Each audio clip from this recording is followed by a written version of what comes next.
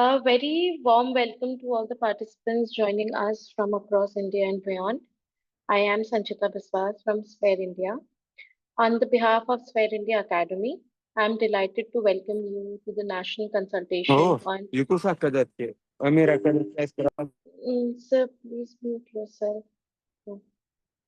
So, on the behalf of Sphere India Academy, I am delighted to welcome you all to the National Consultation on Resilient Future, Financing Disaster Risk Reduction in India, organized to commemorate the International Day for Disaster Risk Reduction 2025 under the global theme Fund Resilience and Not Disasters.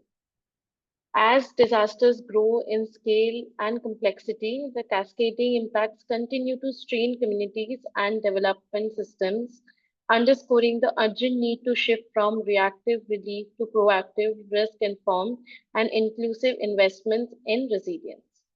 While India has made a significant progress through NDMP 2019 Finance Commission allocation and mainstreaming DRR into development planning, financing for resilience remains limited, calling the stronger coordination, innovation, and inclusive financial strategies to safeguard the sustainable growth is needed.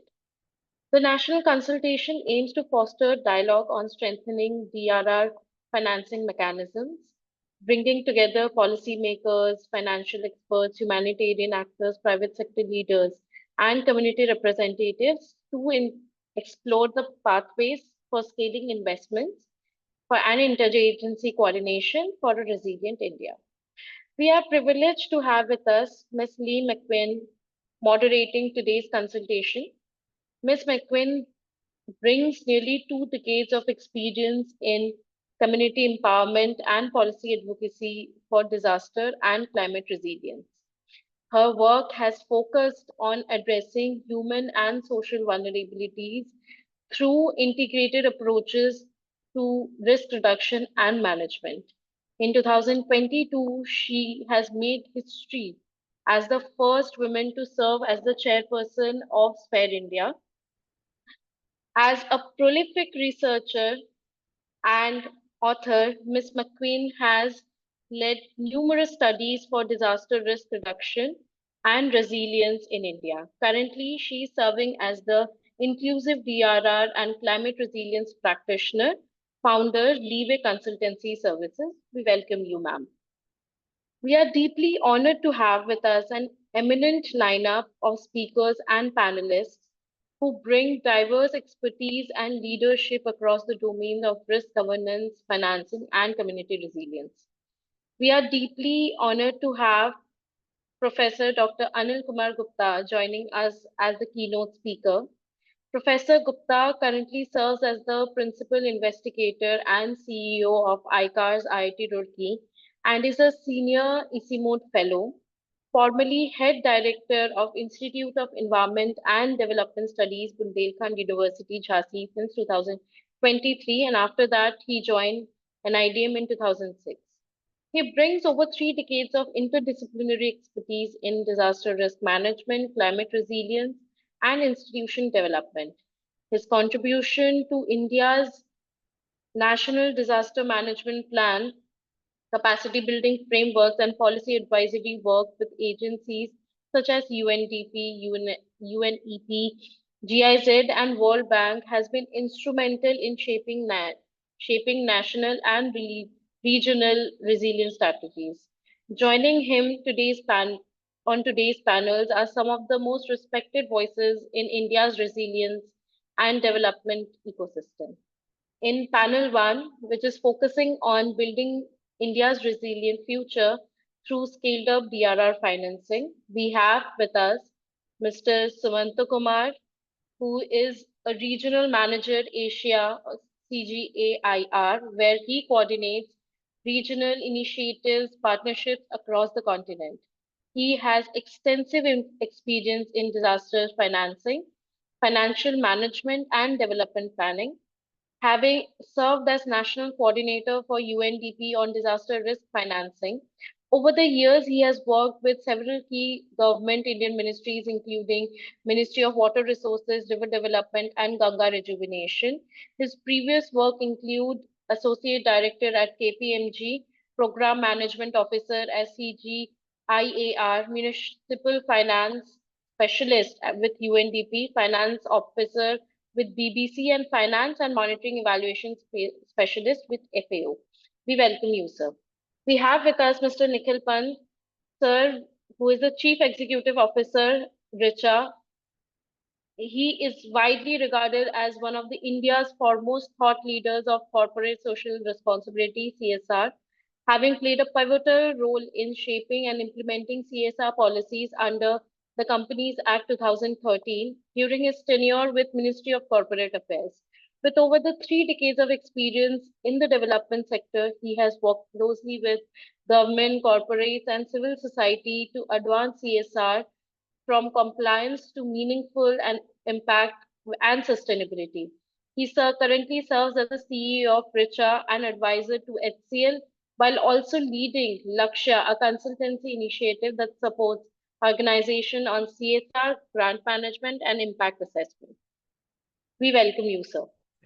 We have with us Mr. M. Ramesh Babu, who is the Executive Director, EFICOR. He brings more than 26 years of experience in humanitarian leadership and community-based DRR. His expertise spans disaster risk reduction, maternal health and nutrition, livelihood, food security, and strategic program development. In addition to his leadership in EFICOR, Mr. Ramesh Babu serves on several national and regional boards, including Climate Action Network, South Asia Cancer, the Coalition for Food and Nutrition Security, CFNS, and Spare India and Renew Our World, contributing his extensive experience to strengthen development and humanitarian initiatives across Asia. For panel 2, which focuses on local community financing for resilience, we have with us Mr. Mihir Bhatt, Director, AIDMI, which is a global recognized thought leader in community-based disaster management, resilience, finance, and localization of DRR. A senior fellow at Harvard Humanitarian Initiative since 2007, he has contributed in key evaluation of disaster response across Asia and advised the climate and development knowledge networks on climate compatibility development, urban resilience, and green finance. He chairs Yog Nirvayan, a South Asian network for promoting alternative approaches to disaster risk reduction and serves on the independent panel of INGO Accountability Charter. We welcome you, sir. We have with us then Mr. Yazdan Rahman, Regional Director, Program Seeds, where he leads the initiatives on DRR, climate change adaptation, and humanitarian response. With over 2 decades of experience, he has designed and managed multi-country program across India, Nepal, Bangladesh, Indonesia, Maldives, Afghanistan, focusing on community resilience, preparedness, and sustainable recovery. He has played a key role in developing disaster readiness frameworks, strengthening institutional capacities, and fostering stakeholder collaboration. Mr. Rahman brings extensive expertise in resilient system and driving inclusive, impact-oriented humanitarian action across South and Southeast Asia. We welcome you, sir. Lastly, we have with us Ms. Debatrita Sengupta, National Coordinator, Reliance Foundation, who brings over 17 years of experience in disaster risk reduction, humanitarian response, and anticipatory action. She is currently serving as the National Coordinator for Training and Capacity Building at Reliance Foundation, leading the nationwide initiative to strengthen institutional and community disaster preparedness. Previously, with Save the Children India, she led anticipatory action, climate smart adaptation, and education in emergency program, contributing to post-disaster need assessment and across the major disasters in the past decade. Thank you all panelists for joining us today. Now I hand it over to our moderator, Ms. Lee Biquin ma'am, to start with the keynote address. Thank you.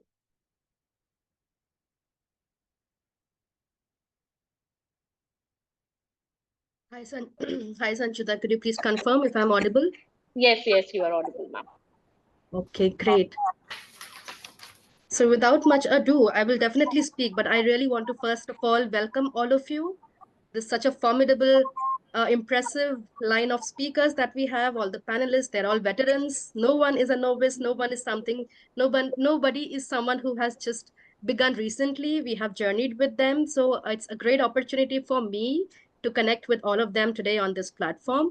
And thanks to Spear India for organizing and bringing all these panelists together. And before I speak more, I would like to hand over the floor to Dr. Anil, Professor Anil, so that he can deliver his keynote message. And then we can take forward the other panel sessions.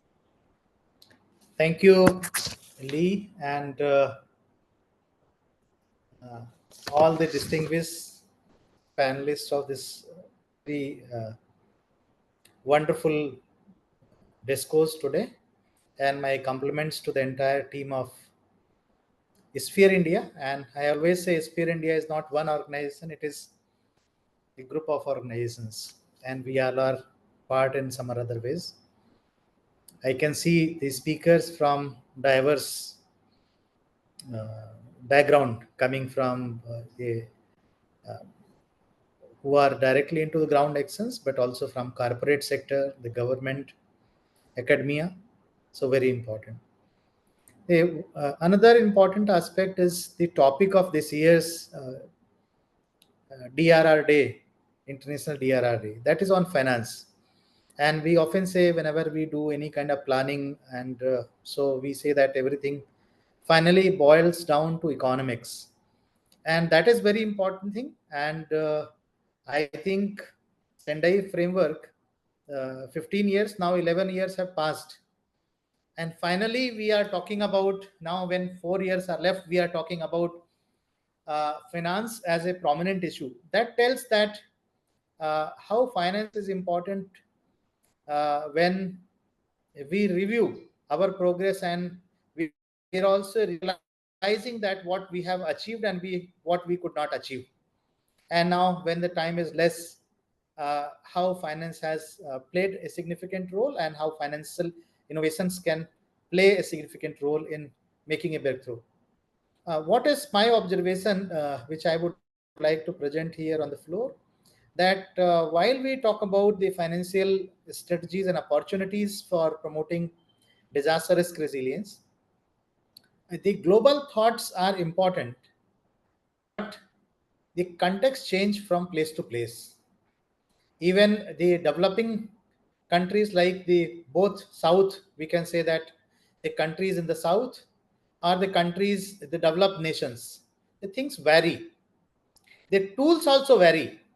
Like if we talk about the catastrophic bond, those have become very popular, very familiar, and those have progressed a lot in some countries, some economies. But in some countries, despite of the best efforts, there has been a lot of struggles. So that presents one example that we also need to look at the uh, regional or local or national models of financial innovations also. So here I would like to focus that let us now talk about the Indian models and Indian opportunities what we need to look at. And so one thing that we all agree, that there has been a significant funding bias, and funding bias is not only from the source of funding, but also the spender's bias. We feel very confident in spending in disaster response and relief. When there is a disaster situation, then we don't have any restrictions. We feel much freedom and we feel much empowered to use the funds. But when there is no disaster, I think we keep on preparing projects, modifying the projects, reviewing the projects, and many times what happens that the time for implementation is also gone, then very less time is left to actually implement the risk mitigation. So this is a very critical concern I would like to place on record. Now basically the 16th Finance Commission report is almost ready, and now there will be greater discussion in the high level government about the outcome of the 16th Finance Commission process. And as we have the experience of the 15th Finance Commission, that the mitigation fund or the risk management fund that has been created, almost 80% of the time of the 5-year period went into understanding and evolving the demonstrable models that how the new projects can be created. The reason is that risk mitigation is not visible all the time, whereas the response is visible. So people feel very confident in spending in response and relief rather than in mitigation. Another aspect that risk mitigation are not very different, but the normal course of development, but with a different design, with a different understanding, with a different model, and then the things are resilient. So many times it is understood that the development should be done the normal windows of funding, whether it is the sustainable development or the resilient development. But now, past 1 year or so, the clarity has come, which is much greater than the past. But now time is less. So we are expecting that the next 5-year cycle there will be greater and much more effective risk mitigation projects on ground. And then whatever the projects are there, it is also important that while there is a large scale coverage in terms of geography and the time also, we should also focus on certain demonstrable models so that we can use those as a case study to argue and to do the effective advocacy based on the evidences also. Second thing, uh, investing in risk reduction or investing in risk mitigation basically also requires the new research, particularly focusing on developing monitoring yardsticks. Now, if some cities are resilient and some cities are not resilient, and some cities are facing flood and floods are disaster, then probably they can mobilize more funding which are affected by disasters, and the organizations or cities which want to invest into risk mitigation, probably they may have to struggle more. So basically, how can we really compare that which city is more resilient and which city has higher risk? So this is risk resilience scorecard. Basically, this approach, we need to work on that. We did some pilot study for 4 cities. Now, in fact, we need to bring all the major cities, all important cities under this umbrella. Then, as I told, the lack of incentives for risk mitigation, I think that is also a very important bottleneck we need to work on. The fourth point I would like to put on the floor, that the political paradigm, basically the political paradigm is more of heroism and like the victory. So victory means we need battle and then we are won. Heroism, it means there should be some crisis and then we have solved the crisis. Whereas the risk mitigation or disaster risk reduction says that we do not allow the crisis to take place. We averse the risk before it becomes into a scenario of disaster. So I think we need to work significantly on bringing the desired change in the political perceptions and political basically the confidence also. And the fifth point about the criticalities is the financial decisions. I would say that very rarely major financial decisions are subjected to disaster risk issues, except which are to pass through SFCs and say like the Ministry of Finance, Department of Expenditure. What is my thinking that whether it is public finance or private finance or the corporate finance, the disaster risk auditing of any major investment should become an implicit thing. So, not only talking about the funding for disaster, I would say disaster risk reduction of finances. So, any financial activity. And now I move to other side, bringing focus on opportunities. So, what I would say that basically uh, all kind of investment, not only the major investment, even the lower order investment. A person building a 2-story house, that should also be considered a significant investment, because if 2000 such houses are built, are the houses under the Indira Awas Yojana, are the housing for all scheme, are the single room houses also, whatever. Basically, when we look at collective, I think it becomes a major investment.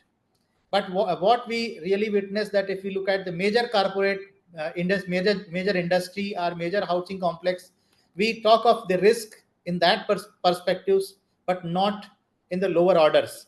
So I think that is something very important, and that is an opportunity that whatever we do, we can bring the investment, safer investment, as a kind of a mindset. Second, I already referred to demonstrable models. I think we should identify demonstrable models, and we can have some kind of a coding, like we do a color coding, and we identify that yes, this is something which is a good example. So good example should not be only in books, but good examples as a live, like we walk through a street and we find one building, and we can say that this is a good example of investing is in risk mitigation. So can we do that? So in all the sectors, all the ways, we have a forest, and we say that strand X, Y, or 2.5 is a forest strand where it is not prone to forest fire because this kind of interventions are done. Then lateral finance.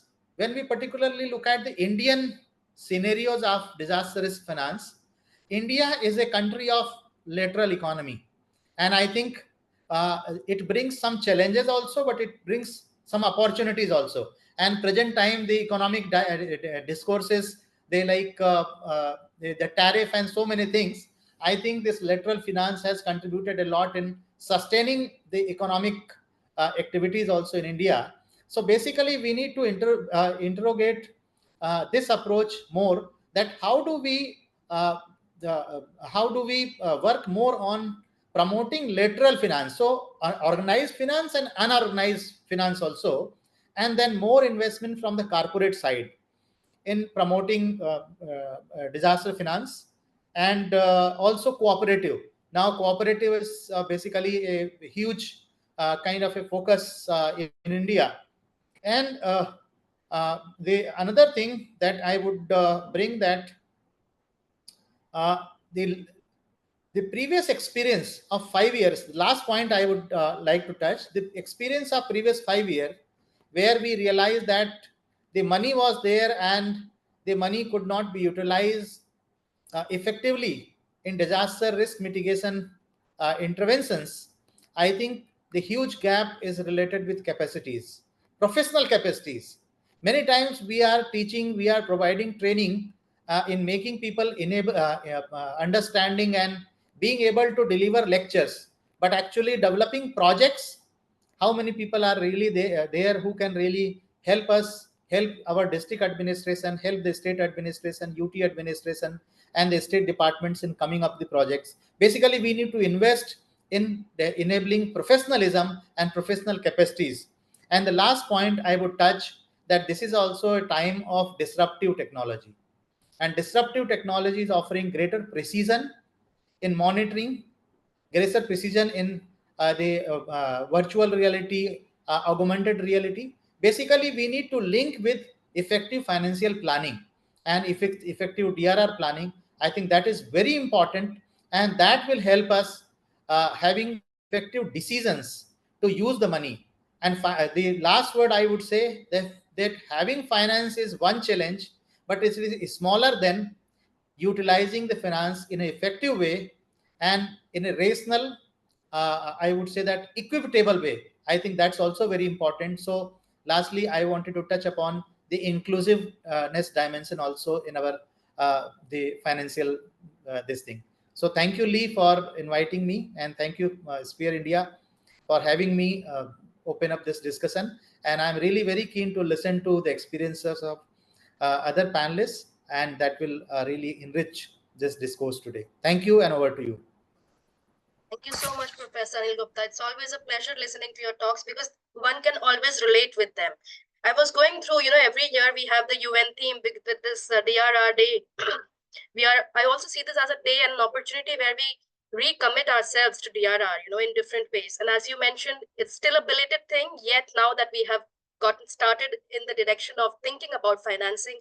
I am also hoping that the other plan now, the post SFDRR, when we get, and also plans that we have in our country, those will focus on reliable streams of financing. I was also, just to set also the tone for this the talks today that we are going to have, and it's so importantly and pertinently focused on financing. I was looking at this document of the UNDRR, and where I saw this message, and it definitely comes up with a global assessment report of 2025, and it mentions how the increase in weather-related extreme events and climate, and how the local leadership needs to be leading, and then we are also talking about the livelihoods of the people.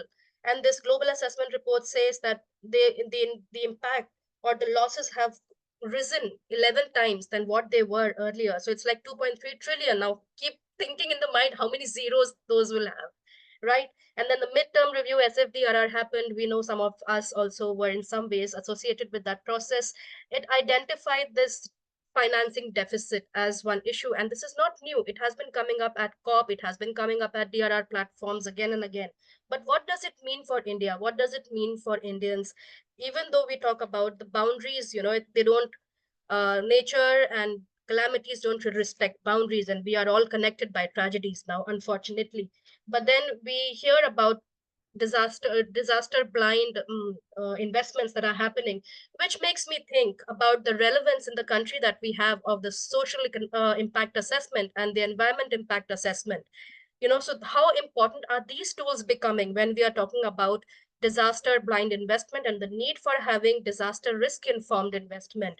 And then just to conclude here with some of these points, which are very hard hitting for me, and I'm sure it will hit you also very hard, but then the MOSPI, the Ministry of Statistics and Program Implementation, reported in its report, so GOI, it's a Government of India ministry, and then 2025 report is saying that the human lives lost, of course, that has come down with so much of technology and human, how we have planned, the districts have planned, and everything, all the interventions happening. Certainly they have come down, but they are still significant in the country. Then we are looking at the cattle loss, we are looking at the housing damage. Every disaster repeats the same story.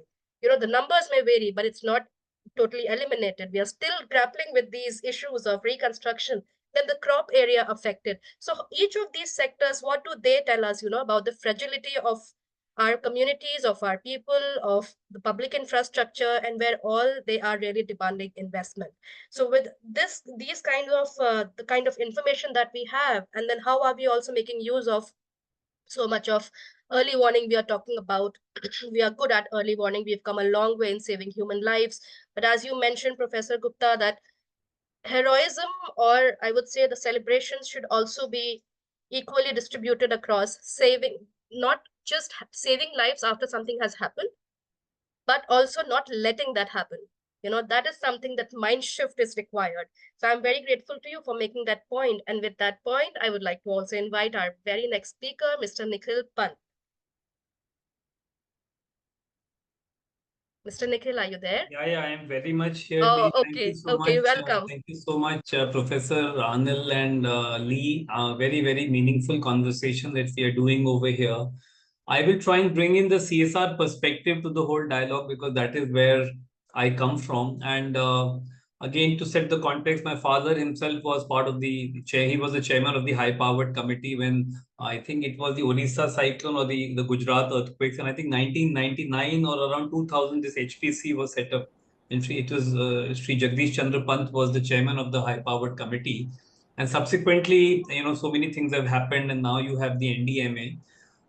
My own work pertains to CSR. I was part of the Ministry of Corporate Affairs with Dr. Bhaskar Chatterjee, former Secretary to Government of India, and this is the Indian Institute of Corporate Affairs. When the law came, it was 1st of April 2014, and since then quite a few years have elapsed, and CSR has become a prime mover in nation building in many ways. And since the money is that, so I'll give you basically a statistical understanding. In the ministry report, which is there on the website, in 23-24, almost 35,000 crores of rupees have been spent on CSR. And today on the Darpan portal, we have about 4 lakh plus NGOs who can do CSR or who are now permitted within the RBI regulations.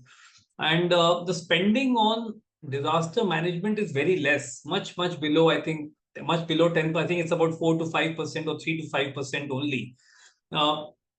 This is very relevant because I come from Uttarakhand, and we can see the kind of disasters which are happening. The Himalayas being very tectonic prone zones are under constant threat, and human intervention is also aggravating it so much. So in this forum, I would like to kind of mention that CSR has immense potential. And I believe Sphere India is already working with HCL Foundation very closely and some of the other organizations as well on CSR and the use of CSR for disaster risk reduction. I have a few points to make here, which I think are very relevant if we want corporates to come in a bigger way for disaster management. Because when corporates come in, I think what they're also looking at is bringing 3 very key elements, which is technology, which is project management, and which is innovation. And all of this can make huge amount of change in the way we look at DRR, or we're talking about financing of disaster management, as I'm hearing. So there is a policy level intervention. So within every company, there are about 27,000 companies who are doing CSR today, who have actually contributed about 35,000 crores in 23-24 financial year. Now, somewhere if you read the policies of most of the top companies, you will not find disaster risk reduction finding any prominence at all. And I keep telling them many times that if you are running a factory or you are running a school or whatever, suppose there is a disaster, if your people are not prepared, there is no future. So I think at an advocacy level, what is very important is this, that how can we ensure that every corporate which is doing any project is including some relevant elements of DRR as part of their budgeting. And they have to prepare an annual action plan. And I would like Lee, you and the other people here, I think Vikrant, I think if you're also around, you are also known to me, and a lot of other stalwarts who are here from the disaster management fraternity. I think it is very important, and wherever I'm going, wherever I get an opportunity to talk to NGOs, to talk to corporates, I'm telling all of them that this has to be embedded as a horizontal. If I'm running a skilling center, every student who comes into my classroom to learn from the community should be the first responder on the ground.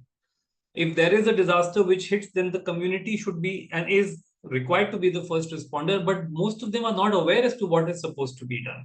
So at an advocacy level, if at a policy level of corporates, some billing can happen so that in every annual action plan, if my budget is 100 rupees, I include at least 8 to 10 or 5 to 7 or 8% as part of every project. As part of resilience, in every of these projects, you're teaching English communications to children, you're teaching, workplace solutions. If it's a skilling project, you're teaching them computers, but nobody is as a mandate teaching them disaster risk reduction or how to respond to a disaster. We are working a lot in Kashmir. There have been floods in Kashmir recently. The temperatures have been rising like anything, and that is affecting the entire ecosystem in these hilly areas. So one is the policy level at the corporate level. Then there is the NGO level, the non-profit sector. There are about 4 lakh, even though there are 30 lakh NGOs in India, non-profits, but as far as the Darpan portal is concerned, it's now about a little more than 4 lakh NGOs which are registered on the Darpan portal. Somewhere, I think all of us who are thinking in terms of disaster management or disaster risk reduction or financing of it, we have to make sure that the non-profit is better prepared. And they aren't as yet. So one is the corporate level, second is the non-profit level. I would also include at this level the academia, where the youth of the country are studying. And if you again go, I also travel to a lot of colleges and I have sessions on CSR with a lot of college youth. I find that most of them are absolutely, totally confused as to what they should do if suddenly there's an earthquake or if suddenly there is a fire. What to do? They're waiting and they're watching other people to tell them what to do rather than they being the first responders. So that level is very critical. And obviously, if this all has to translate to the community level, both the corporate and the non-profit sector has to be much more embedded into the larger scheme of things. I'm hearing a lot of the forums like one which is happening here where I think the NDMA is there, there are organizations and forums like this where you have a lot of people who are experts in disaster management. But I'm still finding that there is a disconnect between those who are experts in DRR and those who are managing CSR in companies as well as receiving funds in NGOs. That needs to be done on a very priority basis, I feel. Last but not the least, I would like to mention that most of the corporates are also looking at innovative new projects. And like I'm an advisor with the Shiv Nadar Group, which is the HCL Foundation, and they are doing a lot of work on DRR. And they want to also train NGOs on that. So somewhere the knowledge that has been acquired by all of you should be converted into training modules, which can be part of CSR expenditures to train the non-profit sector and to train the youth in colleges. Because that way you are then developing a larger groundswell of action in the case whenever disaster strikes. What I can tell you for sure is this, because when I'm advising a lot of corporates, the leaders within the corporate sector, many of them are not briefed correctly about the importance of spending money and financing disaster management. So I think somewhere the strategy of all of you over here also has to be as to what are those briefing documents by which the board, the decision makers in the corporates who are spending this 35,000 crores can be better influenced in a positive way to put more money into DRR. So I would like to end by mentioning that CSR has to be used as a catalyst. So when we all created the CSR legislation, and I was part of the team with Dr. Chatterjee at IIC, as I mentioned, it was always thought of as a game changer, as a catalyst. And I feel that no time is better than today to further engage the CSR sector and the funds and the resources and the non-profits in a much more proactive way to enhance the effectiveness of disaster risk reduction and disaster management, I would say. Thank you, and I look forward to hearing and learning from all the stalwarts who are here. I'm a novice in this sector, but I thought I would kind of share my views concerning CSR, and I'm more than happy to integrate with the CSR fraternity in any way going forward. Thank you so much. Thank you so much. This was really insightful because, I think sometimes as sectors, we have really become so siloed and there is some sort of an inertia. And sometimes that lack of confidence, sometimes we are sitting with those notions that will we be accepted that side, somewhere that connection has to really happen. And those were very important points that you have mentioned, and those are doable. I don't see why it is not. Those are doable, but we really do need champions like you in that fact, sector. Lee, can I mention, if in the conversations like this, you can also bring in some CSR heads also. Yeah. Try to bring in some CSR heads who can influence their decision makers in their companies. Just like the Tatas, the Mahindra. I have worked with the Tatas, with the Mahindra. I'm working with HCL Foundation now. Many of them are wanting to hear as to where they should put their money in. But I think somewhere those who are saying there is no money here are not going and speaking to them. So I think in forums like this, if you can also invite some of them, I'll be more than happy to also recommend some names to you. A lot of my friends and colleagues are heading CSRs in various companies, and many of them are, I think, also keen to, because they generally go in forums where education is being talked about, health is being talked about, environment is being talked about. But in the DRR forums, I'm not finding too many CSR leaders being present also. Yes, that's true. And I hope that even our spear colleague is taking note of all this. I am certainly taking down all these suggestions because these are doable. These are some very actionable points. And as I mentioned earlier, that we do need champions who can bring, like on both sides, who can bring this, who can make this really happen. So thank you so much, Mr. Nikhil. And now I would like to invite Ramesh Babu for his presentation or his talk. Welcome, Ramesh. Thank you, Lee. Good afternoon, fellow panelists and friends. What a joy to listen to Professor Anil ji once again, and also Nikhil. Thank you for breaking their silos. Mr. Nikhil Pant, I'm not very sure whether you are in line with K.C. Pant ji, who was the finance minister early, almost 2 decades or 3 decades ago. Yeah, we are from the same village, Ramesh ji, from Almora. I'm also from Almora. Yeah, because he was one of those finance commission chairman, if I'm right, in early 80s. Yeah. When Indira Gandhi was there. And I read in my history classes about him and how the money has been allocated across the sectors, whether education or, the disasters or things like that. Now, I just take it from there. Lee, if you allow me to share my screen, I have 2-3 PowerPoints to share. One sec. Sanchita, if you can hear me, could you please help Ramesh with that? Yeah. Yeah. Your slides are up there. All right. Yeah. Okay. So it's a very interesting topic today. Fund resilience, not disaster.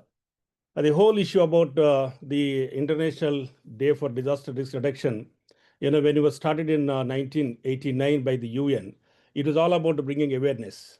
It is all about knowing people much about these disasters, because then itself disaster frequently happening. But in the year 2009, the UN officially dedicated October 13th as an official day for DRR internationally. And we, as a grassroots organization who works on the ground, be it Bihar or Bundelkhand or Rajasthan or any other, disaster-prone areas, we also celebrate this day, bringing more awareness to the communities that we are working with, that they would realize and aware about their role in the resilient, making resilient communities. So in that way, it's good to know how the UN every year is bringing different themes to make more awareness. So today, as a session is been given to me to talk about this aspect of the financing, and now looking at the Darali, where our team is still working, EFICOR has been part of 3 disasters as we speak simultaneously. One team is in Uttarakhand, another team is in Punjab, and the third team is just returned from Himachal. And you never know what is going to happen next 1 month time. Monsoon is not at aggravative in Bihar and other states of the North India. But looking at this loss and damage, the whole aspect what has been given for the last few years is that it's a more of a the focus has to be shifted from the reactive and relief centric approach to a proactive, mitigation focused and resilient based is vital to break the cycle of disasters, loss and damage. If you look into the reports, there has been crores, thousands of crores of rupees have been lost due to the disasters. And I'm sure that every disaster can push people to the 20 years back or 10 years back. That's what happening in most of these locations. Further action is needed to build long-term resilience at the community level, which requires investment. Poor communities cannot fund themselves, though we have a small models in our project locations where we call them as a DRR fund.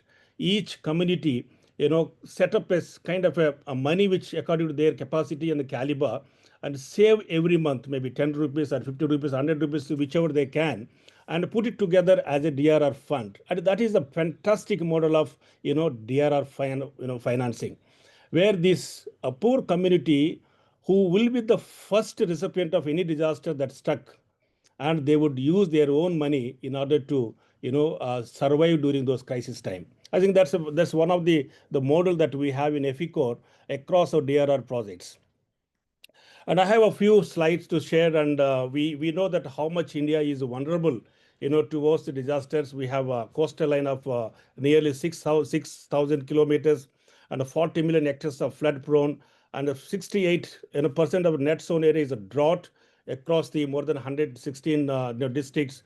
And also the Himalayan is also very much vulnerable. That is the kind of a state that our country is in, and frequently disasters happening.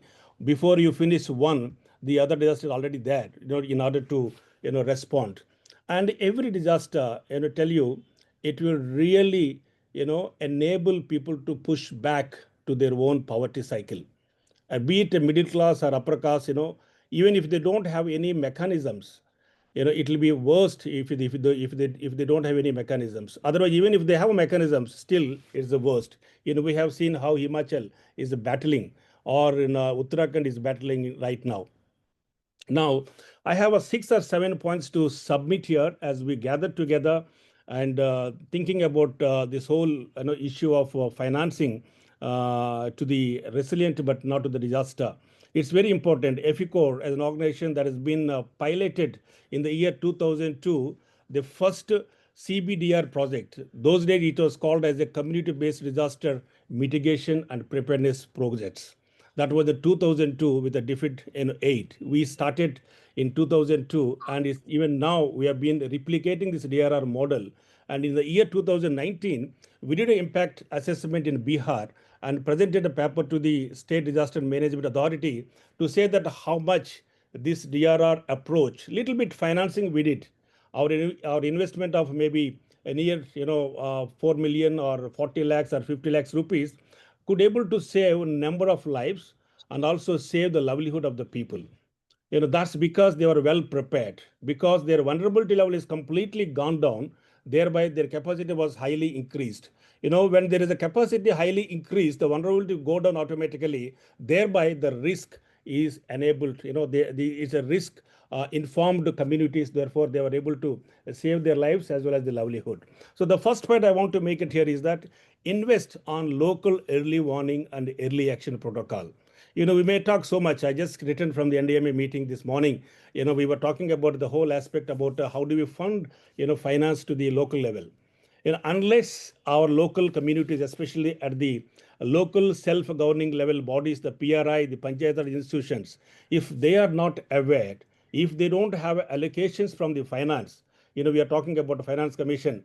Now, in the 6th Finance Commission, I was reading the report. They were allocated about 28,000 crores for a DRR. So this money, unless it comes to part of it to the communities that are vulnerable, that are prone to disasters, we will be somewhere talking on the air. So therefore, invest in local early warning and early action protocol and plans led and implemented by local governments. That's something very important to act when we talk about DRR financing. Number 2, invest in digital technology. Now we are in the era of technology. We are sending drones to find out things, and therefore we need to use the digital technology driven green DRR with the AI. AI has become very much prone these days, driven models to predict and assess the risk and damage. Think about the Darali, just happened in August 5th. And Darali, it is a volatile area, and it's a Himalayan area, and I'm sure that there might have been some risk mapping would have been done.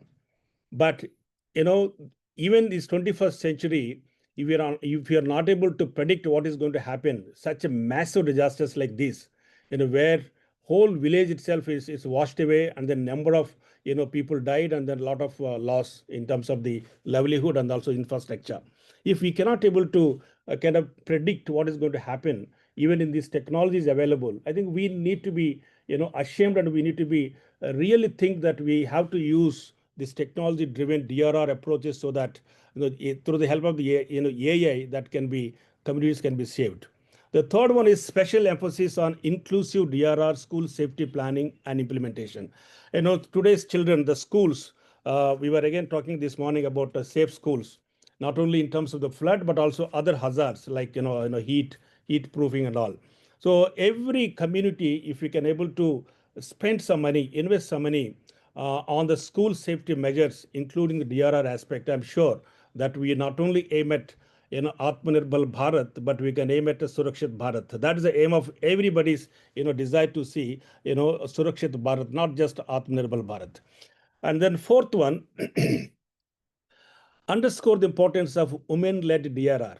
That's very much important. Women-led DRR plans, especially in high vulnerable climate extreme areas, such as Himalayas or Bundelkhand, semi-arid zones, where we have a number of women groups have been there.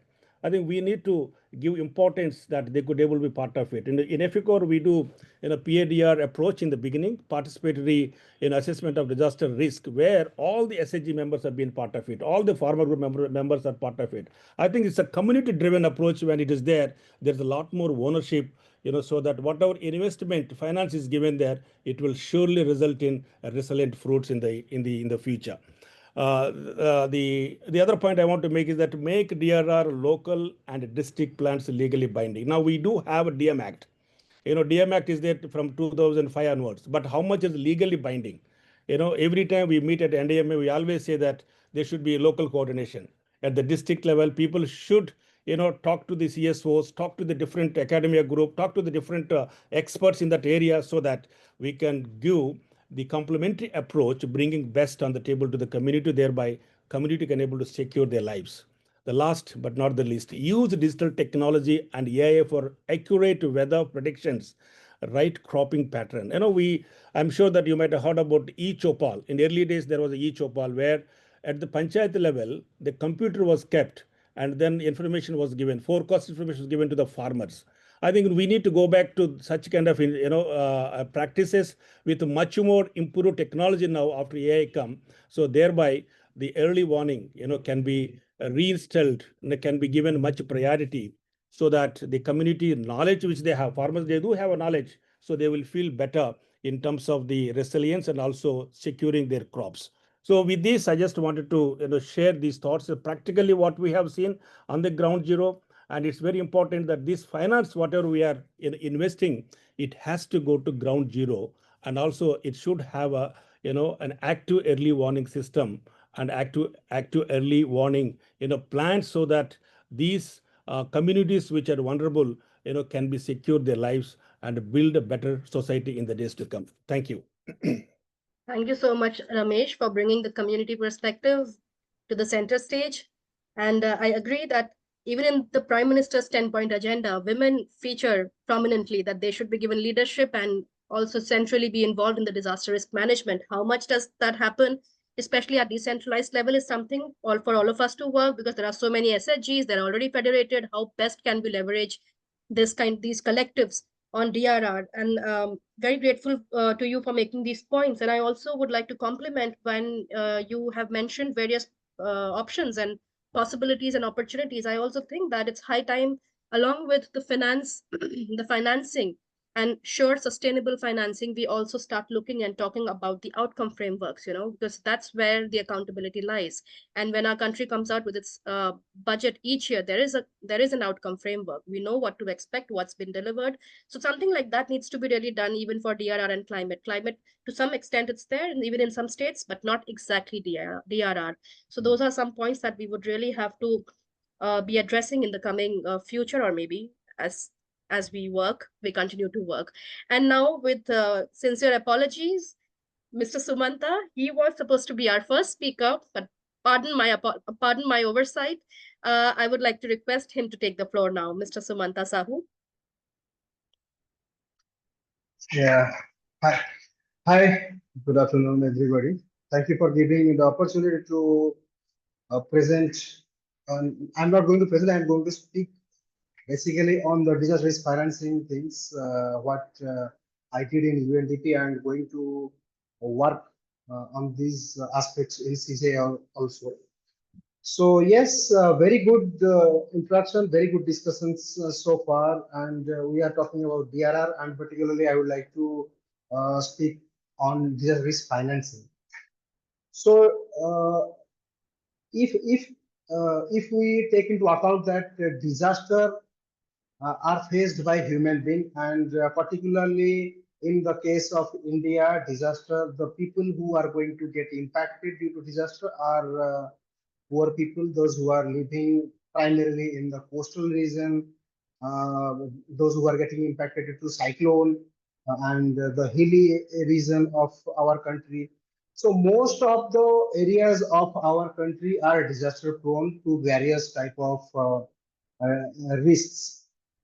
So Government of India, definitely through NDMA, through SDMA, there are budgets. They are planning to do lot of activities. Like I saw few comments in this chart, that policies are being done at national level, but it is very difficult when we are implementing it at ground level. I would like to touch upon few points, like aligning India's disaster risk resilience finance and global framework for focusing Sendai, HGC 13, and the Global SIL network. What we recently did in NDMA through the help of UNDP.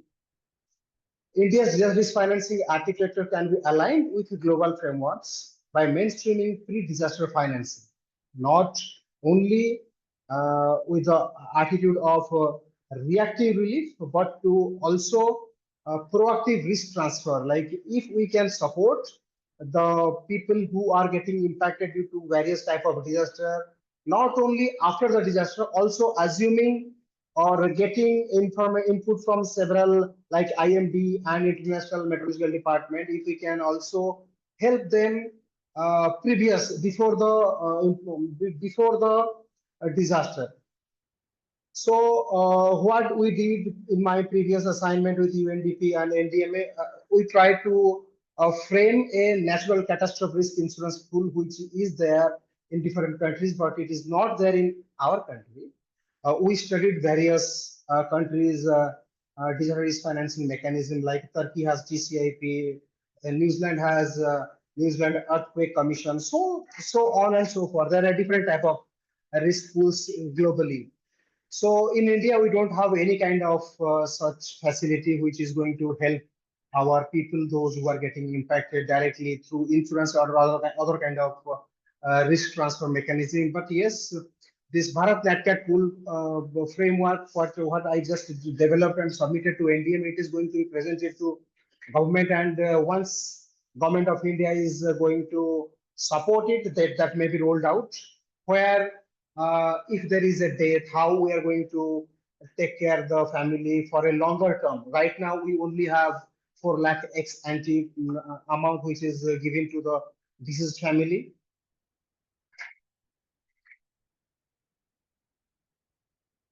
Sorry.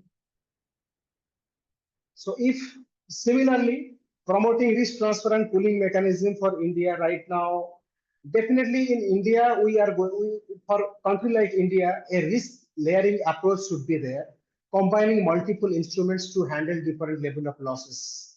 There are different type of losses: public infrastructure loss, individual loss, the farmers have losses, the corporate houses also getting impacted due to disaster. Definitely a different multi-layer approach of disaster risk resilience should be allowed in the country, or framework regarding that need to be considered by the government. Risk pooling mechanism like other countries has, that I just told, like NatCat pool. Government of India can also get that type of facility through World Bank, ADB, that the CAT DDO of World Bank, and a contingent credit line of ADB if there is any catastrophe or getting hit, which has low frequency but has a high impact, that can be tapped through the World Bank and ADB funding, and a resilience fund at the state level, which need to be connected to the national level CAT pool mechanism, that also will going to help the country at SDMA, at national level, and also at district level for liquidity, or if government is interested to also support the public infrastructures, that also can be taken care. I also would like to emphasize that a resilience fund at state level should be created through the help of national government, and there should be a bridge between the state and center. Enabling conditions should be explored, like if the government of India and any state is interested to have a pooling mechanism to pool all type of risks. So regulatory framework, the IRDA regulations, the Ministry of Finance regulations, the MHA regulations, there should be some kind of flexibility should be given, so that prompt actions can be taken, which will help the institutions to take the initiative and implement it quickly, rather than face the red tapeism, the bureaucracies are huddling and the things are not moving. That type of things should be also considered. And I also would like to focus that currently India has different type of risk financing mechanism. Like we have very good Pradhan Mantri Fasal Bima Yojana. We also have different type of insurance mechanism. Also, we need to move beyond. Like in Fasal Bima, we are supporting farmers. The 15th Finance Commission also recommended that how to synchronize the losses of farmers with disaster risk financing of NDMA and SDMA. That need to go beyond, like not only the crops. A farmer also has life. They also have assets. Their students, their kids are going to school. They have health issues. All these things also need to be taken care. And recently in India, the pilot state like the Nagaland is a very good example, that they have started the parametric insurance, which is in the first phase they failed. Not, I just don't want to use the word fail. There was some learning, but in the second phase they definitely succeed in the parametric insurance framework for the state. That type of pilot should be tested in different pockets of the country. And I also would like to emphasize on looking at nat cat pool and cat bond things. See, response to disaster is also embedded in our DNA. Like if a mosquito is biting me, definitely unconsciously, I am the person who is hitting it, right? So I am personally, I am from Odisha and from the coastal district. I am a cyclone survivor. When I was a child, I faced cyclone in the year 99. So there was no NDMA, no government. The government has not come to us first. We are the people who responded to the disaster. Like we need to clear the road. We need to fix the things happen to us. So the community definitely need to be, community's capacity need to be strengthened. Like not the government is going to do immediately. So how the community is going to respond, mitigate, and adapt to it.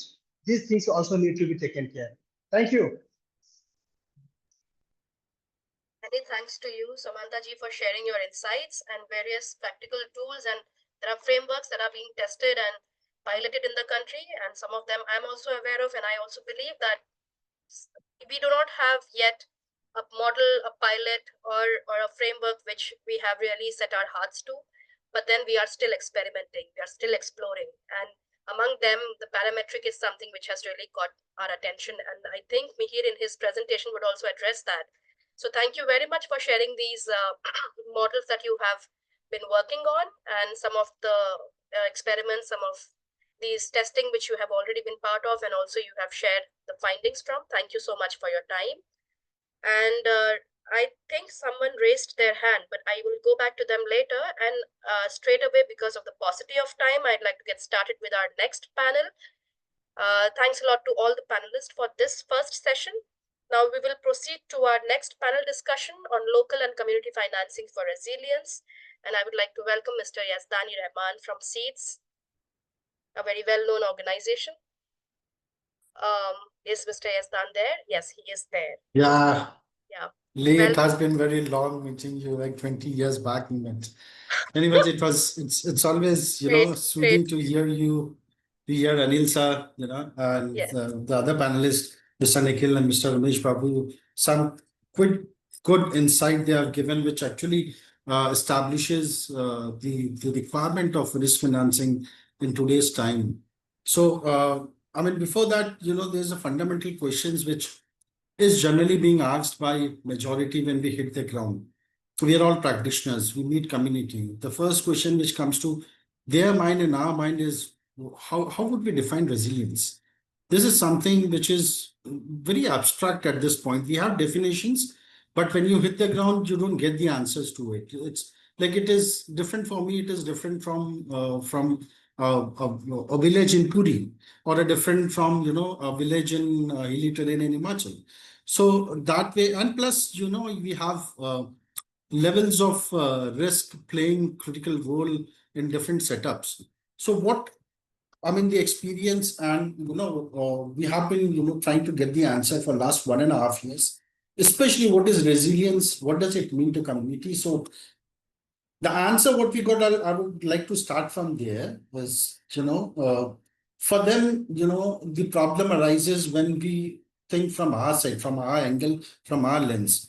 We need to think from their lens, the community. What do they think of the resilience? What matters to them immediate, what is short term, what is long term? And that's when you say, and when you act upon it, then the chances of them being resilient is very high. Otherwise, we're all trying, testing, failing, which is good, but we are not getting there. I mean, that's a struggle. So I mean, what we realize is that it comes at the end of the day, the community wants to aspire, they want to thrive, despite of all those adversity what they are facing, and they will continue to face in future as well. So rightly, I pick up from Anil sir's previous few talks that people, the community has to understand their risk. they need to understand, the early warnings. They need to act on it. And once they do it, the losses will reduce. But still, it is not a situation where, completely do away with the risk. So that's where when you start. And then second is when you experience, when there is a question of life and death, the crisis situation there, how do you survive? Once you survive, what do you do the recovery part of it? How do you, adapt to the situation? Because situation and the geographies, we have limitation.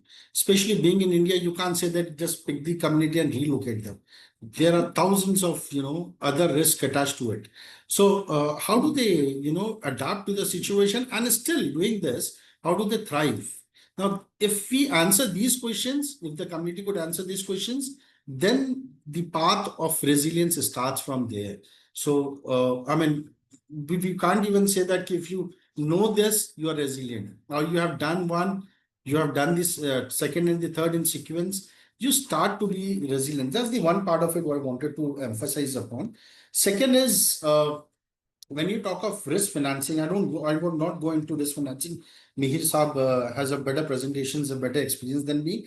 But what is important is that, though it is important, like, from top-down approach is sometime required. But for disaster risk reduction, disaster financing, the risk financing, it has to be a bottom-top approach where the community, they envisage, they understand that as they take the ownership and accountability of ensuring that they reduce their risk to be resilient.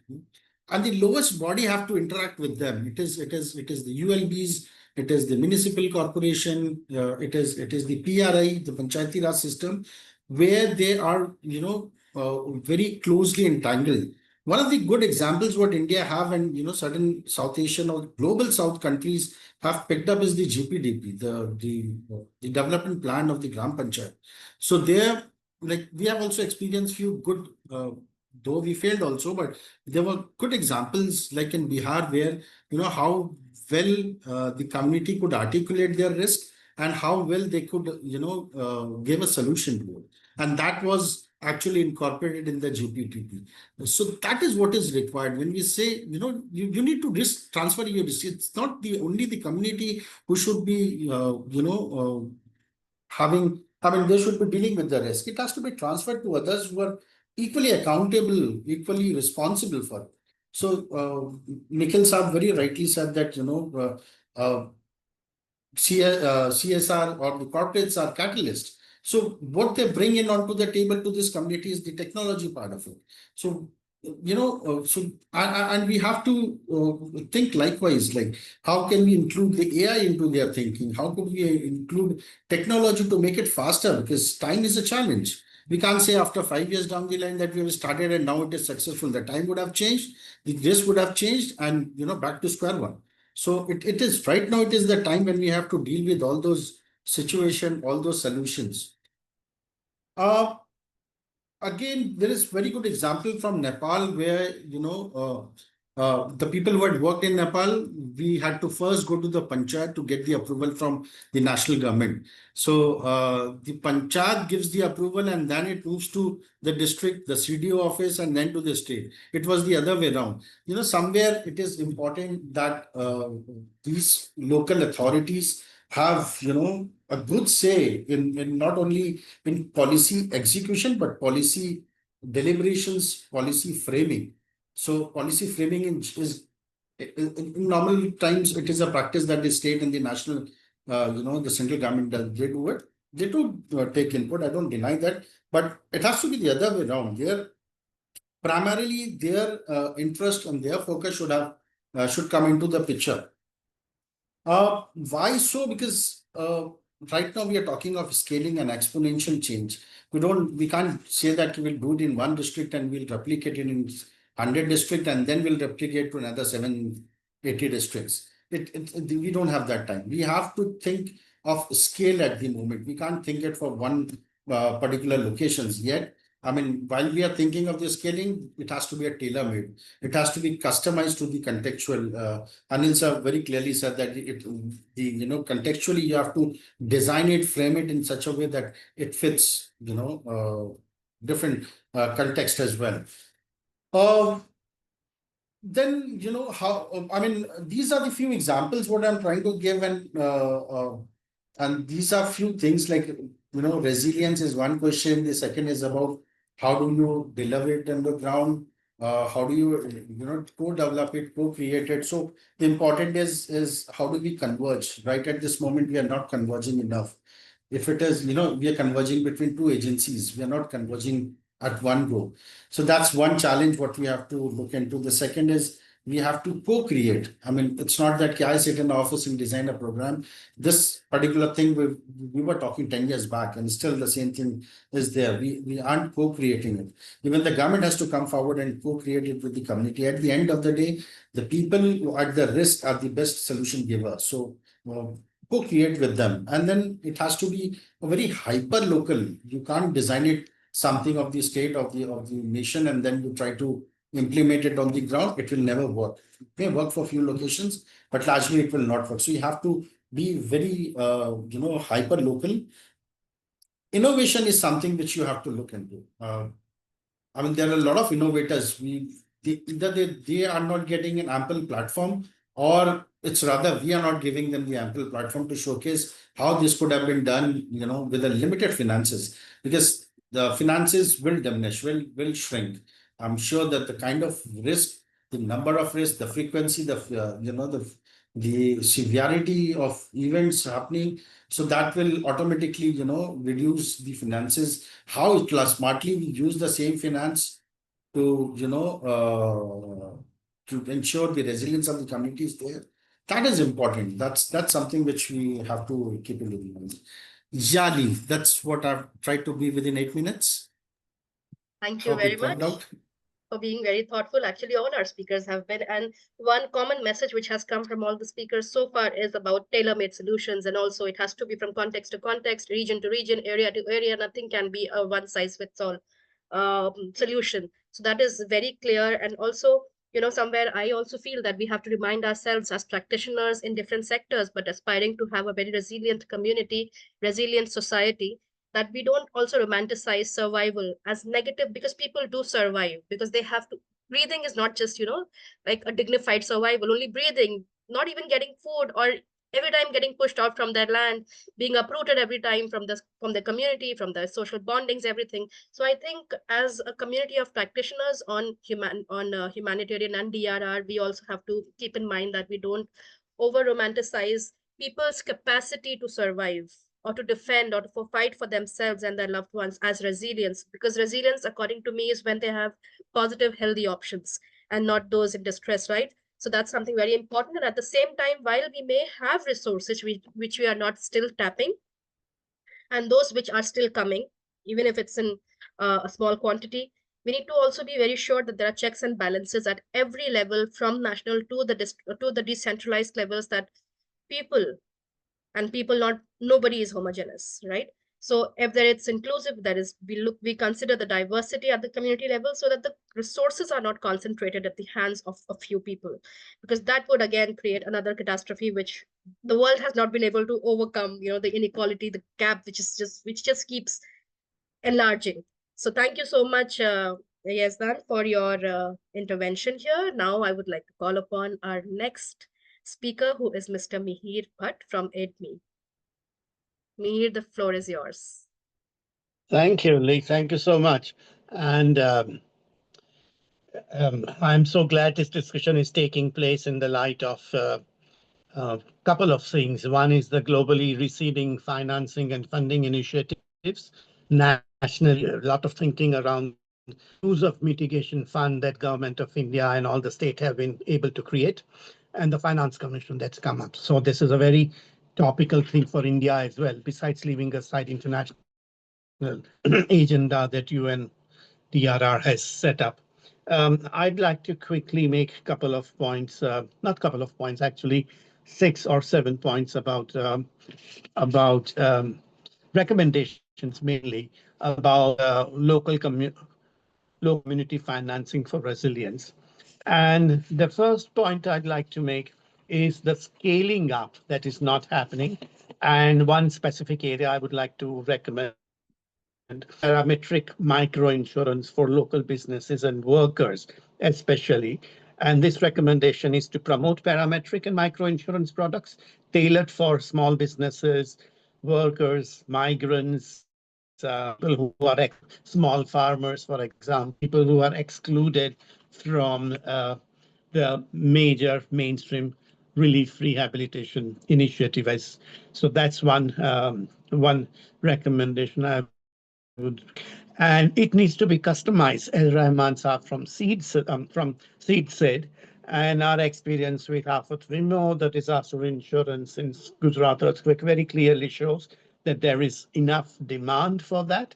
It may be latent, and we need to articulate. It's a financing instrument and sector we shouldn't be leaving aside.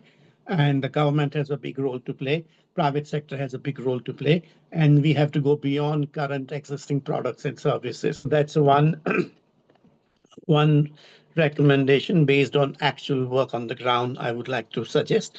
The second item I'd like to suggest very much is about establishing city-level resilience innovation funds. And this is something Nil Saab has been mentioning for quite some time.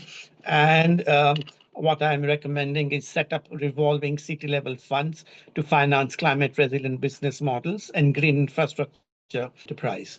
The example is Ahmedabad design fiction pilot that we were able to do for local small businesses to co-create what is called cool services, or services to be protected against extreme heat. And the prototype that by microfinance and local units actually works. So there is a good case to set up and establish city-level resilience innovations funds all across India, not to start with 5-10 cities and then slowly buzz, but to have a large-scale exercise of such funds being set up. The third thing, Lee, I would like to recommend, again, based on the experience we have on heat-exposed migrants and small businesses around 11 cities, and demonstrated that the risk-informed employment schemes reduce utility. And so what is being recommended is the embedded risk financing mechanism into existing social protection programs like Mahatma Gandhi National Rural Employment Program, National Rural Livelihood Mission, Prime Minister's Employment Generation Program for heat stress and climate vulnerable livelihoods. And that is something very much in line with a discussion that Animesh Kumar had a few months ago about from the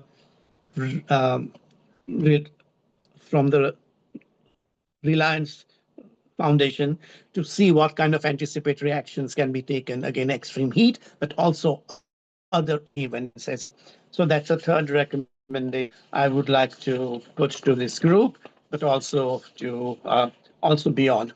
The fourth recommendation, Lee, I would like to make is related to promoting state-level risk pooling mechanism.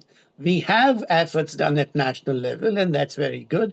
And DMA has been working on that. NABARD, for example, has been working on that. What we have found that the work, for example, Nagaland's as disaster risk transfer parametric insurance pilot that they have done, and that is something could be upscaled and wide scale across different states to promote state level risk transfer and pool mechanism. And that is something should be co-created. As Raju Bhai Diptiban will also agree that this cannot be done top level with the government, private sector businesses, but if they sit down with the local TNC, their risk that they want to transfer, that will be far more effective, the risk transfer pooling mechanism at the state level.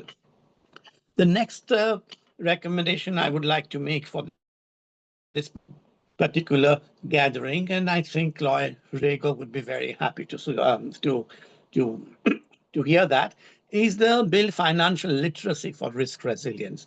We on one hand have finance, but who don't really have financial literacy adequately, definitely among majority of the people who are affected, not because they are illiterate, but their financial literacy is about the informal finance. and is very formal finance. So we need to bring in financial literacy for risk and resilience among the large number of affected people, also among people who are likely to be affected, but also the officials at district level, city level, ward level, who are actually making the use of finance decisions, that their literacy about what kind of finance from what program could be used for what purpose would really make financing far more easy. We may not need financing for this purpose. We will be able to use some of the existing financial sources, but use it differently. So that's something which I would like to recommend. The one more recommendation I would like to, and that's about incentivizing. And how do you have community-based incentivize adaptation through local grants? And district disaster management plans are all across the country. There was a Niti Aayog project which took it to 22 cities. More work is being done. There was also a large World Bank coastal program, and a lot of work on coastal India is done. So we have a lot of plans, and plans need to turn into program and projects and finance.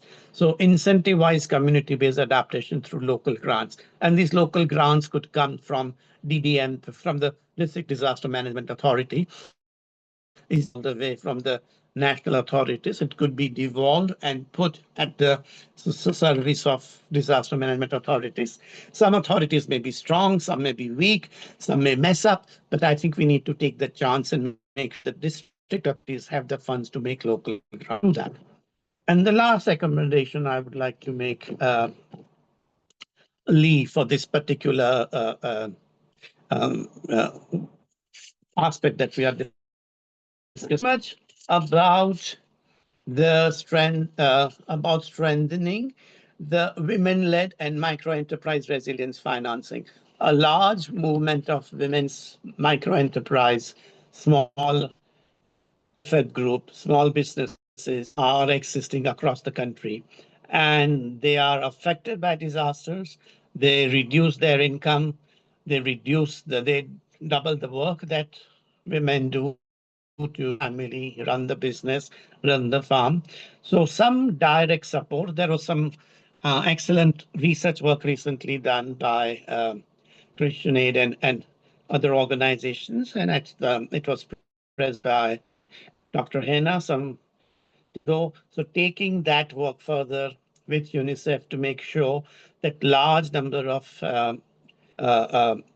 women-led micro-enterprise and activities are financed to reduce disaster risk and build resilience. So I'd like to end here, leave with a quote. I would do phrase that local community financing is the bridge between resilience ambition and action of India. Investing directly in citizens of India's capacity, cooperatives, and small price ensures that every rupee spent on preparedness returns many times over in protection across the country. Thank you. Thank you very much for that succinct, insightful sharing from you, Mihir, and you have already given us points here, which I will not repeat at the moment. Maybe towards the end, or maybe when we are concluding this panel, then I would like to take up some points. But surely, what I mentioned even earlier, parametric looks like a good, promising example or a model which we need to really upscale, wide scale. NDMA has done it in Nagaland, Seva has done it in Ahmedabad, and maybe one or two are still aspiring to do it. And that some of those are very important points. And of course, how can we have this financing parked at different departments for different schemes and programs? Because not everything really requires exclusive funding. Many of these things, if planned properly, designed well, taking in the community participation aspect, as well as the expert or experiential inputs and insights from people like you, I think within the existing programs also we can build in, embed the resilience aspect, which is something which is readily available to us. So thank you very much, Mihir. Now I will move on to the final speaker of the day. We have Ms. Debadrita Sen. Debadrita, welcome. And the time is yours. Thank you You so there? much. Yeah. Thank you so much. So, hi, you have asked me to speak regarding the resilience financing and interagency coordination. And yeah, interagency coordination is something very close to my heart. But before that, I have been fortunate enough to listen to a few of the speakers before me. And I'm really grateful to my earlier speakers for bringing up certain points that I also want to highlight because I feel very strongly in them. So one of the key things that I feel is when we are talking about local problems need local solutions because the context has to be understood first, the nuances has to be understood first before we start designing problems that, as Lee, you said, one size fits all. It doesn't. We are working with people, and people always have very dynamic characteristics.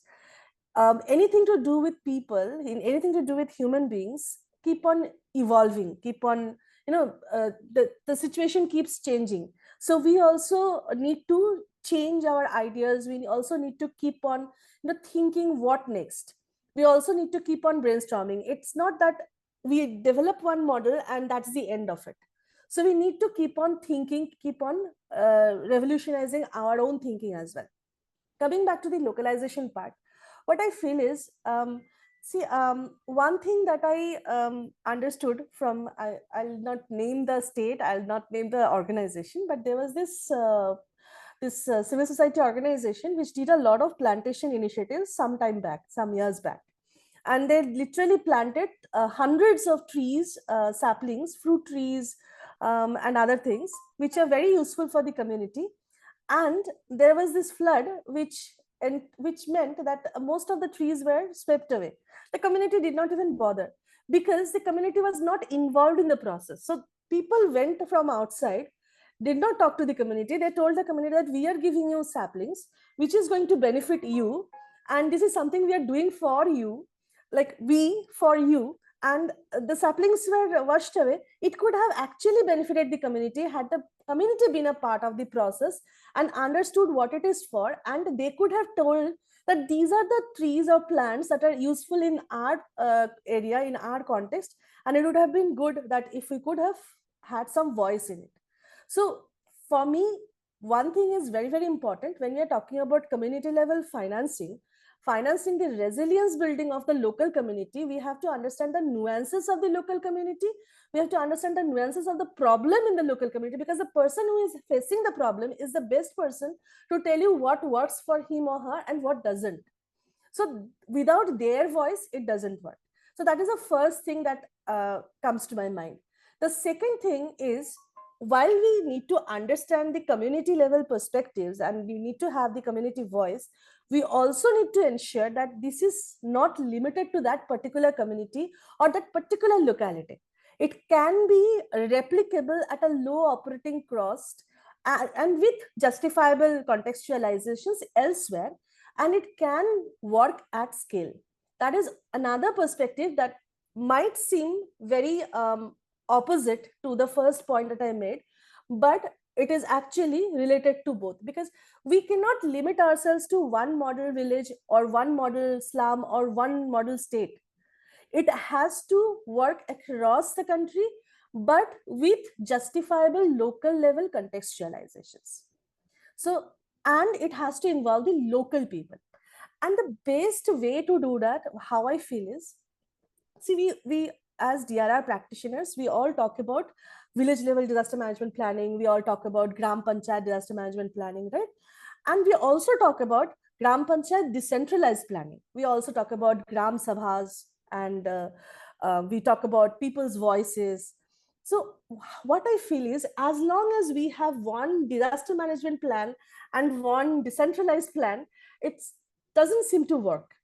It has to have a convergence somewhere. We talk a lot about risk smart development planning, but it actually has to happen not at the district level or at the block level. It has to happen at the village level, at the Sansad level, and it has to come to the Gram Sabha. When it comes to the Gram Sabha, where we are talking about what we are going to do next year in this particular village, in this particular Gram Panchayat, when we are talking about allotting money for the village level projects, so to say. A road has to be concretized from this person's house to this person's house. In these micro level projects, we need to include the risk smartness. And this is where it comes from, the local, understanding the local nuances, having the community raise their voice. So this is where I feel that this convergence, without this convergence, it is not possible. We can write a lot of things in our disaster management plans, but until and unless those things come into the Gram Sabha and gets included into the decentralized planning, it is not going to work. I mean, it might work to some extent while the civil society organization is there, but it cannot be sustained, because to sustain it has to be a part of the it has to be part and parcel of the community life. It has to be part and parcel of the ways of working, how the community works, how the community thinks, how the community takes action going forward. So this is the second point that I wanted to make. Another thing that I was thinking about is what happens if we have, when you're talking about interagency coordination, sometimes we civil society organizations seem to think that all development concerns, all development thoughts and reflections and policy making, it's our business. It's not our business. It's actually someone else's business that we are trying to support, we are trying to enable, facilitate. So maybe public sector companies will have some thoughts on that, because they are also initiating CSR processes. They are also initiating DRR. Now DRR is coming in a big way in CSR work. Government bodies and academia and public sector companies and civil society organizations, the big ones, the small ones, media, a lot of people have a lot of different perspective on the same issue, on the same thing. Maybe if we bring together all those ideas, why I'm saying this is because, at one point of time, we used to do a lot of experimentation. Will this work? Will this, take, that is, and what works well, what doesn't work well? And we used to do a lot of lesson learned and sharing and convergence and learning platforms and all those. Somewhere I feel people have become a little jaded maybe, and this sharing is okay. I know what is going to happen. Okay, I know what that person is going to say. It shouldn't happen. That we need to bring in fresh perspectives and when think how we are thinking. Are we getting into a sort of beaten track again and again, and are we revolutionizing our own thoughts? So maybe somewhere we also need to freshen up our own thoughts and ways of thinking by bringing in fresh ideas and fresh perspectives. And I think the best way that is going to happen is bringing together people with differing strengths and making it more diverse, making it more strong. And that is where interagency coordination comes in. I think IGs have a very, very strong role to play, very critical role to play. Not only bringing in civil society organizations at different tiers, but they should also bring in the government bodies, the academia, the media. I know that not everyone will be approachable, not everyone will be interested right in the beginning, but this is a process. Maybe we can initiate the process and let's see where it takes us. So that is, and why I'm saying this is because until and unless we have a joint coordination, joint dashboard of, say, for example, information, for example, say early warning, for example, what can be done, for micro enterprise, for microfinancing, or maybe risk transfer, micro risk transfer mechanisms. How do we integrate that into our ways of working, into our lives and processes? And resilience building is basically giving myself the informed capacity to make choices that I can freely make. Nobody is stopping me from doing anything. Nobody is making me do anything, right? And I have that capacity because I have something to fall back on. It can be my resources, it can be financial, it can be material, it can be anything. But I have access to resources. I have access to raising voices, access to platforms where I can raise my voices, raise my issue and get a resolution. I have the confidence that if I raise my voice, I might get the resolution that I'm looking for, that I'm seeking.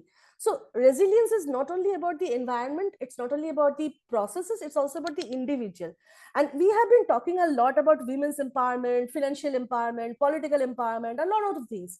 I think all of these also play a part in resilience. So while it is very important that we have people who have experience in DRR and resilience building in the process, it is also important to bring in those people who have been working on empowerment issues, working on power structures in the community. And it's not only about women or people who are at the lower limits of the society for some reason, but people who do not have power in hand.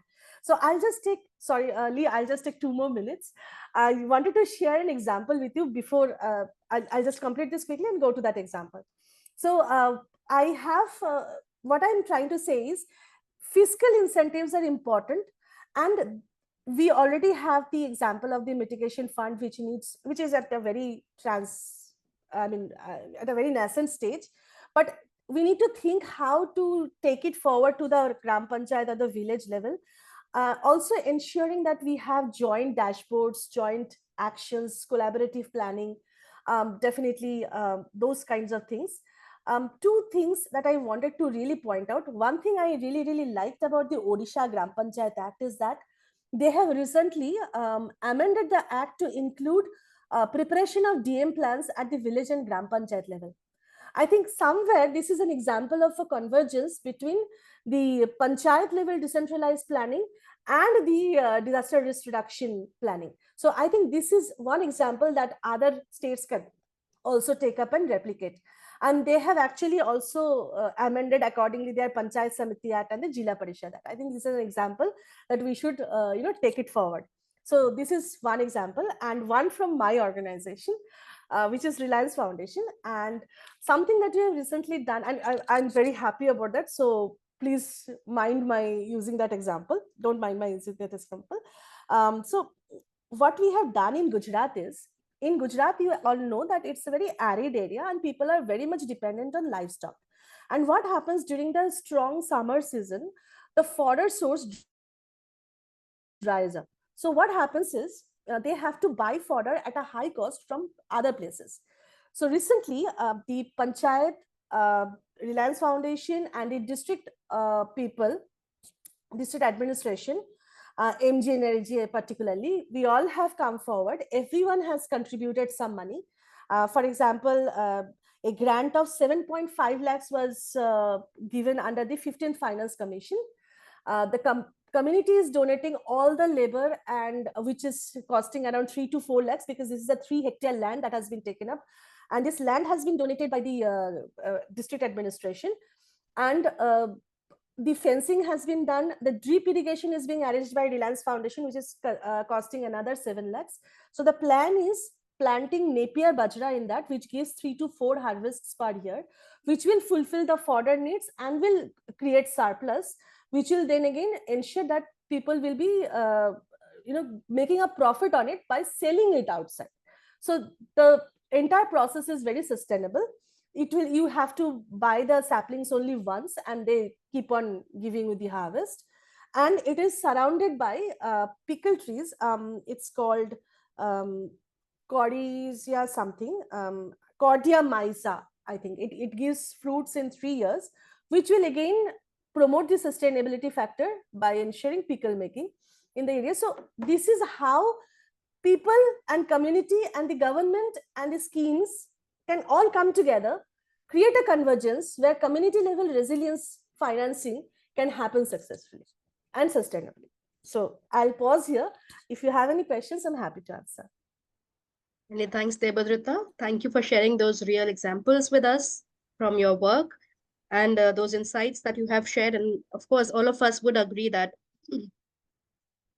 including the risk element, the risk assessment, or knowing the risks when we already have a risk mapping done in an area before we go for micro planning, for as small as, even deciding where the road has to be laid, where it has to be constructed. I mean, to that point, we really need capacities at various levels, and definitely at the panchayat level and communities as well, so that all of that can be taken into consideration. And many of your points have echoed with what other speakers have also mentioned on contextuality.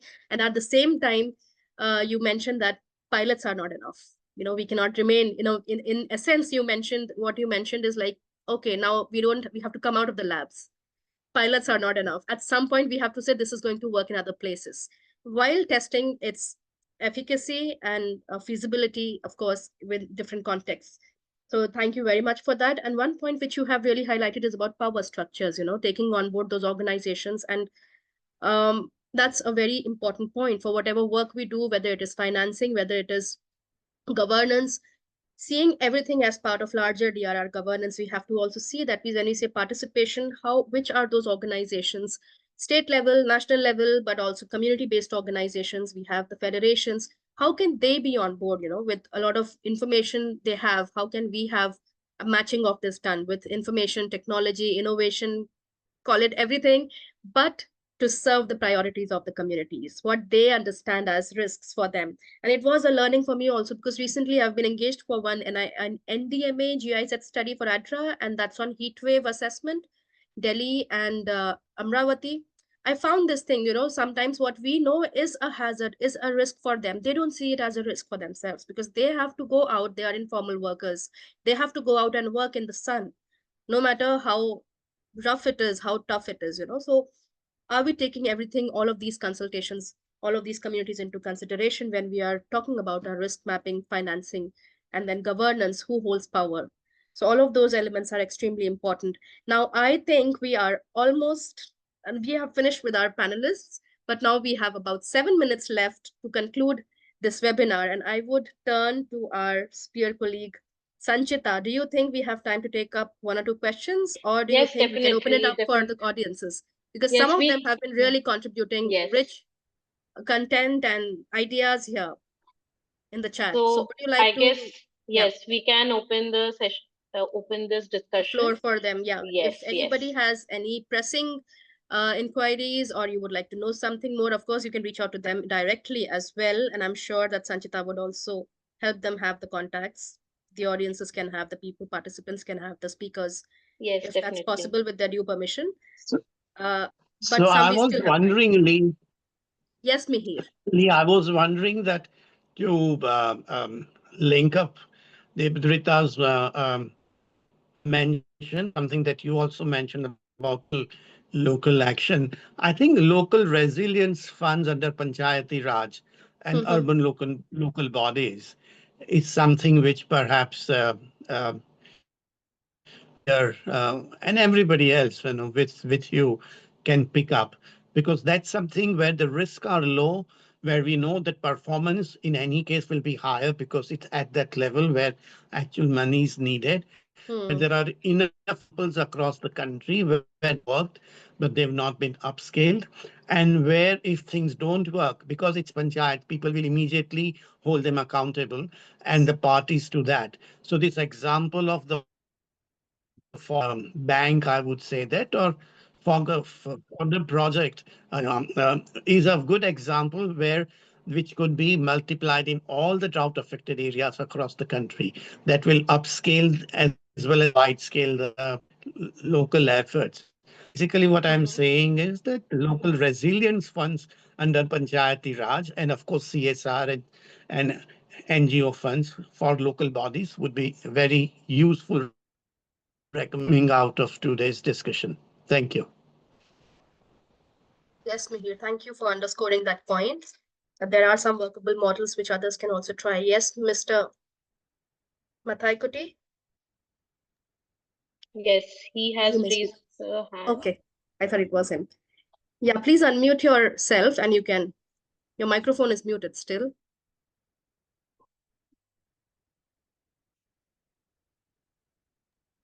I don't know if it's by accident he has raised his hand. Yes, please speak. Hello. So good to see some of the fraternities of the old and new generation disaster management experts. And in fact, we have very good impacted stories and examples in right from Orissa super cyclone time and Gujarat earthquake. The community has to be built capacity, which has produced a very good positive impact when the following disasters happened. The following disasters happened in especially, for example, Orissa. So number of lives saved was quite high, and as some of the panelists mentioned, that the capacity building initiative has to be spread all over the country. Because these days the frequency and the intensity of disasters are spreading in the new areas, not only in the so-called traditional disaster-prone areas, but it has been spreading in for example, Kerala since last 2018. It is every year landslide or flood and other things are destroying the areas, and this type of initiative has to go in other states all over India also. So we have been, and now these days, since I can personally say that it's now concentrating in Kerala situation, and not only natural calamities, we also have to concentrate in the disaster risk reduction. It's a man-made disaster to be worth considering by the CSR and other groups. That's all. Thank you. Thank you. So if there are any more people who would like to share their reflections, then we could take maybe one or two more. Otherwise, Sanchita, I would request you to Mr. close it with a vote of thanks. Devashish, they had a question from Anil sir. He asked that, sir, give us some example on risk mitigation projects, please.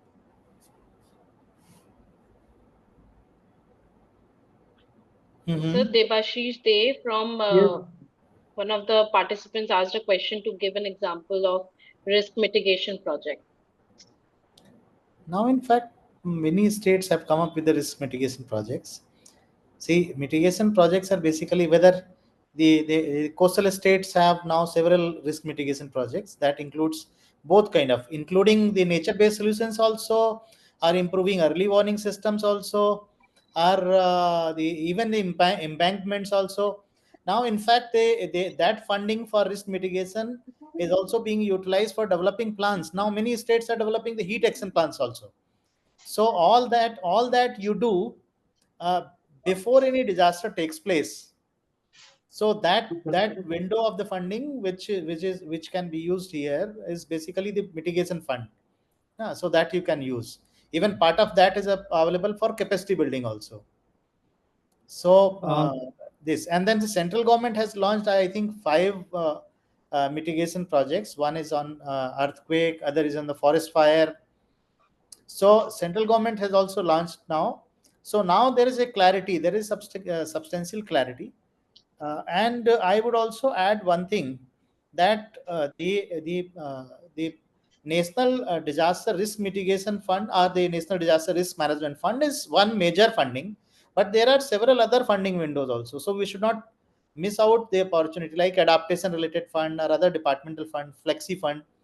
So only thing we need to understand how we design the projects basically, and from where we try to mobilize the money. Money can be mobilized from other windows as well. Yeah. Thank you. Sir, I have one more query, sir, if you will permit. Yes. Sir, in between you were saying that the industry is pretty interested in certain kind of new formats or innovations in disaster risk reduction. So what is the exact kind of thing that they are looking at, and how much they are ready to fund? No, don't say that industry ready to fund. See, if you have any business, what will be the prime motto? The prime motto will be to earn or generate profit. But in the process of generating generating profit, that is a cycle. So CSR is one window. There is many times the money is available, the industry or the corporate is willing to pay. Second thing is corporate investment. Corporate believes more into investment rather than in spending. So there is also a business opportunity. And third thing, that they look at a future ventures, like they invest in something, they create new market, like many industries are coming forward to join research also, with an interest that the technology that will be developed will leverage new businesses for them. And this happened in COVID also, that the previous things, the existing things changed and new things came. Now many industries are looking to venture into the basically the customized early warnings, because they are looking for business opportunities, that if they are able to develop new mobile applications or new approaches where they can give more impact based forecasting. Some private industries have set up for giving the weather forecast also. Earlier it was only IMD. Now I think there are 3 or 4 private companies are there. So this is also a business opportunity. It should not be seen only as a like a philanthropic funding. That is one part of that, but corporate engagement has many more opportunities. Yeah. Thank you. Thank you, sir. Thank you, Sanchita, for the window. Can we take one more question? Mr. Beswa Prakash Bhattacharya has a question, and it can be answered by any of the panelists. Do any agency have the data of insurance penetration among smallholders and informal sector?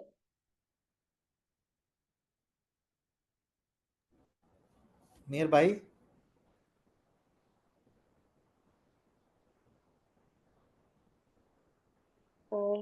Research, have you audible to you? Actually, this thing is still in the research. There are no research status. studies available to look at specifically the penetration across the country among all the section informal sector workers. But by and large, we can be very safe to say that the penetration is extremely low, lower than the rest of the citizens, number one.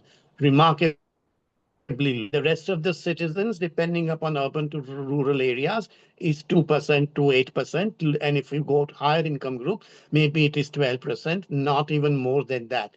Even among the salaried class, with the government element, in penetration is extremely low. So for the informal sector workers, especially those who are migrants, those who are vulnerable to natural disasters that we are talking about, is almost non-existent. Luckily, the good is a commitment by the government to reach out and protect them. That's one. And also there are good examples across the country by a variety of agencies, including women's agencies, to show that it is possible to have insurance coverage against disasters, against various disaster risk for these workers. So the task lies with us to design and actually reach out and cover their risk as effectively as possible in anticipation of anything major happening. Thank you. Just to add to what Meebai said, I mean, there is no data as such available which is consolidated in at one platform, but there are bits and pieces scattered here and there. Like there is one agency from Maharashtra who does the insurance of the migrant labor. I think some good number 3 to 5 million migrant laborers, they have the record. Similarly, there are organizations who have their own listing of the community whom they have done the insurance. There's no consolidation. We did search for it, we couldn't get it. The other challenge is that parametric insurance is all similar insurance are very new to India. Even the insurance and the reinsurers are in talks to decide on the threshold. So it all boils down to what threshold and what buy-in they want to have. They want to have, which is very I mean, definitely it's a business for them. They would like to have something which is worth for them, but at the same time, people like us, we would want where the community is benefited out of it. So that talk and challenges is still there, which at times the government needs to come into picture to negotiate it. There are platforms who does the negotiation, but it's actually in a very nascent stage. It will take at least a year or two to boil down to threshold, to decide on platform where these records can be placed. And again, the data protection policies, the government may have it, doesn't allow certain level of data to be out publicly.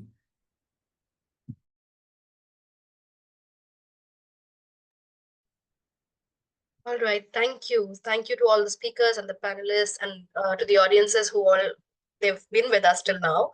So thank you to everybody. And now over to you, Sachin.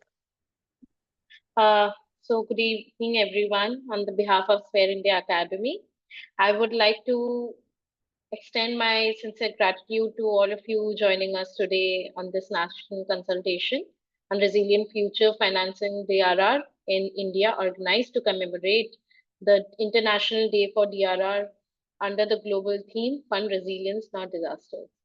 Your active participation and valuable insights have made the consultation truly impactful. As disasters continue to challenge communities and systems, today's dialogue has reaffirmed the need to strengthen DRR financing, interagency coordination, and community-driven resilience model for a safer and more sustainable future.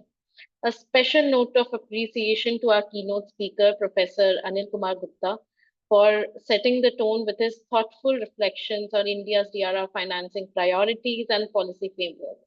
We extend our heartfelt gratitude to our moderator, Ms. Lee McQuinn, for skillfully steering the discussions and weaving together diverse perspectives throughout the entire session.